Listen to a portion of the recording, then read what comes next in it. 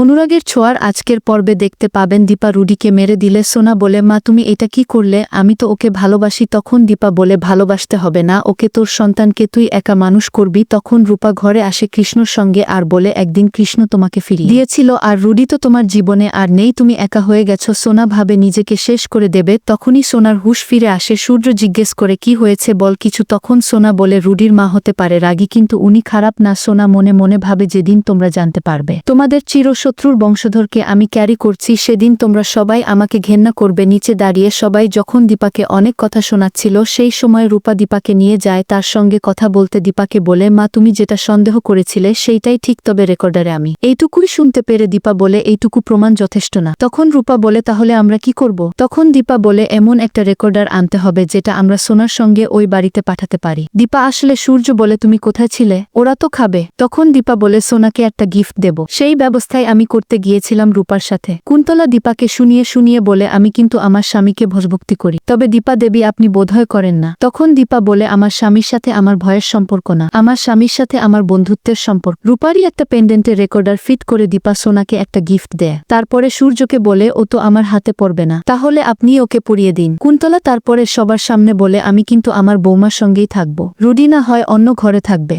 তারপরে উপরে এসে সোনাকে বলে, তুমি যদি এরকম লক্ষ্মী মেয়ের মতো হয়ে থাকো তাহলে আর তো কোনো সমস্যা থাকেই না। কানের দুলটা খুলতে গিয়ে যখন নিচে পড়ে যায়, তখন কুন্তলা দেখতে পারে দীপা এতটাই চালাক, ঘরের মধ্যে একটা রেকর্ডার বসিয়ে রেখেছে। তারপরে বাড়িতে চেঁচামেচি হলে সূর্য, দীপা এবং বাড়ির বাকিরা সেখানে আসে। কুন্তলা সুটকেস নিয়ে বাড়ি থেকে বেরিয়ে যাচ্ছে আর বলে, দীপা দেবী নবদম্পতির ঘরে একটা রেকর্ডার ফিট করেছে যাতে ওদের কথা শুনতে পারে। সোনার সামনেই আমি এই রেকর্ডারটা বার করেছি, আমি কি মিথ্যা কথা বলছি? তাহলে আপনারা সোনাকেই জিজ্ঞেস করুন। সোনা বলে, এর উত্তর তো সেই দেবে যে কাজটা করেছে। কেন মা, তুমি কেন এই কাজটা করেছো?